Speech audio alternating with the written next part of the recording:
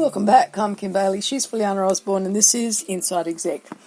This week we're going to talk about a concept of thinking and focusing yourself on results, not time, for activities.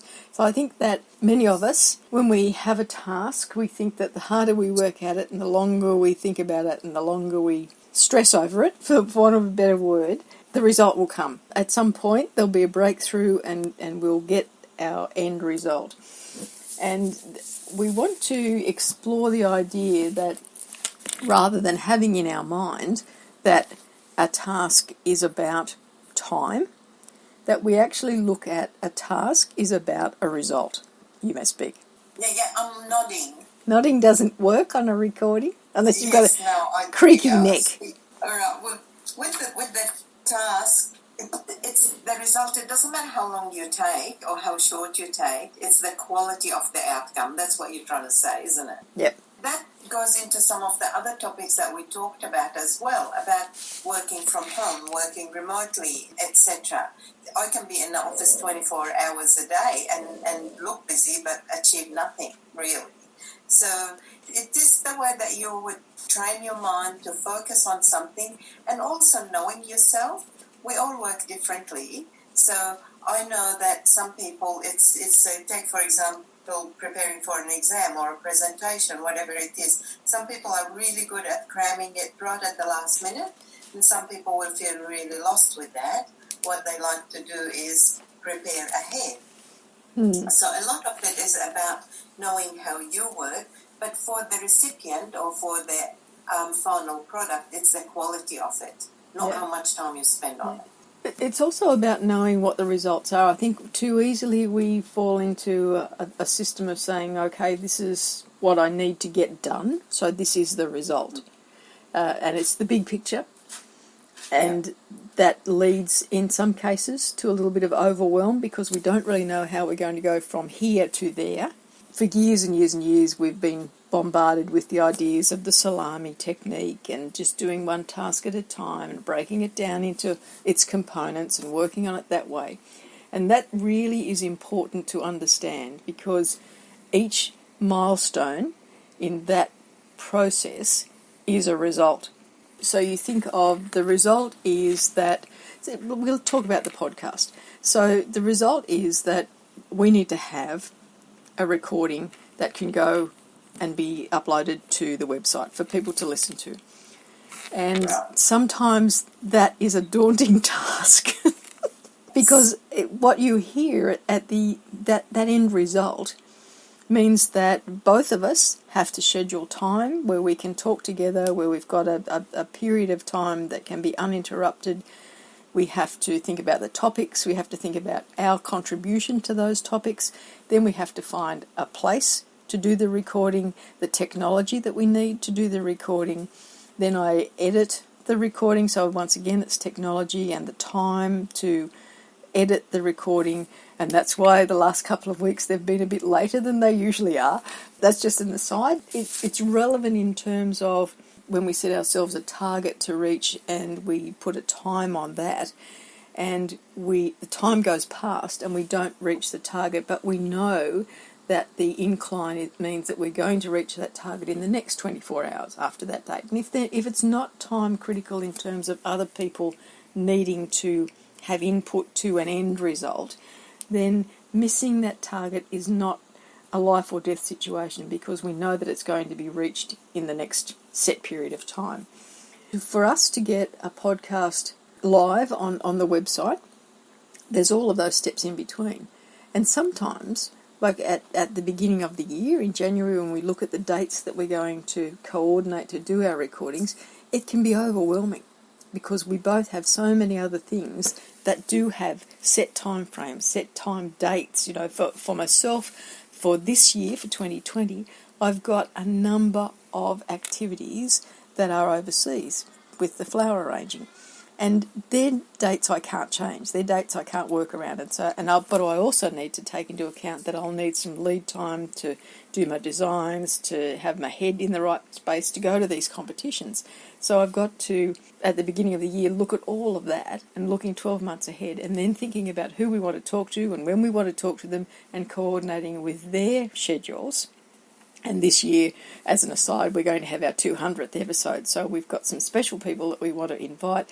We have to allow them plenty of time to know when we're going to do it, how we're going to do it, and then it comes down to the technology side of things. So I can get overwhelmed by that task. I know what the result is, but if I focus just on giving those tasks a time that they had to be done by, I'd never get it done.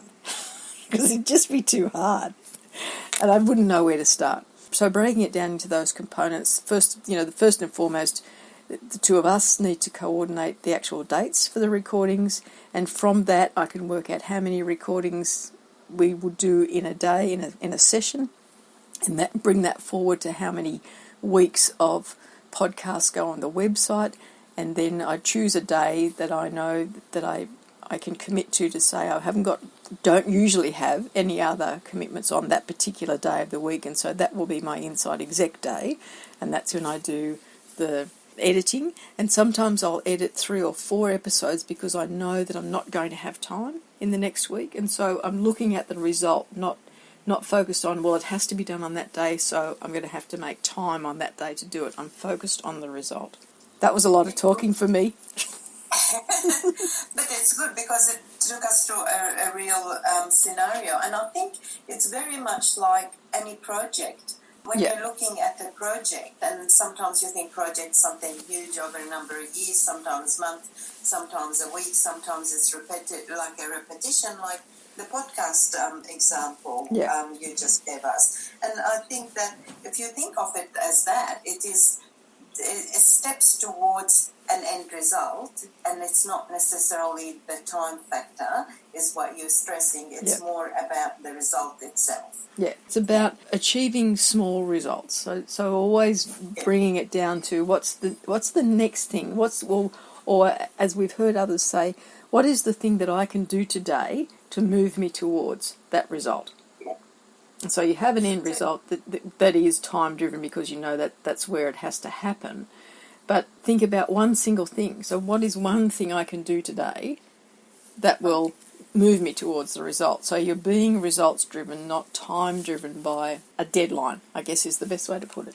So the action steps, they can be, as you said, milestones, they can be, call them phases, whatever will work for you, but it is measuring as you go along by saying, this one, now I'm closer.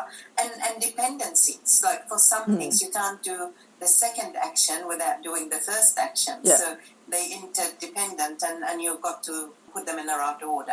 And I think that's probably the most important thing that you can do at the start of a project or an activity is what the end result is, because that's generally been determined prior to the start of the project. You also know the time frame, and you have a look at that time frame. In some cases, you might finish it well and truly. If you break it down, you might see that you can finish it well and truly before that time frame. What we're saying is don't fill the gap. Don't just keep doing things towards that time being the time that you can present the project or finish it. So, as I used in the example, if I have a day where I know that I've got a few hours free, I'll edit as many podcasts as I can in that time, because it saves me at the other end of the scale, and it means that I'm not pressured by the following week to have to try and find time, if I get caught up in other things, to do the editing of the podcast. I've actually paid myself forward a little bit by preparing for it. So I'm not driven by every Wednesday the podcast has to be live, and so I'll wait till Wednesday to do it. I'm not pushing my results on the time frame. I'm actually getting the results, and then it fits into the time frame. Yeah, I think we covered everything to do with that, and I think it is a good thing to keep reminding ourselves about and not putting ourselves in a position of stress and still not achieving anything. Doing it this way, I think it gives you a clear comfort in reaching one step at a time towards your end result. That's right, and it's results and targets. It's not the other G word, and I managed to do it the whole podcast without mentioning. All right, I won't spoil that record, so I'll just keep quiet for now. Now, this is a red letter day. Fulyana is going to keep quiet just for now, so I'm going to finish the podcast before she can say anything more. I'm Kim Bailey, she's Fulyana Osborne, and this is Inside Exec.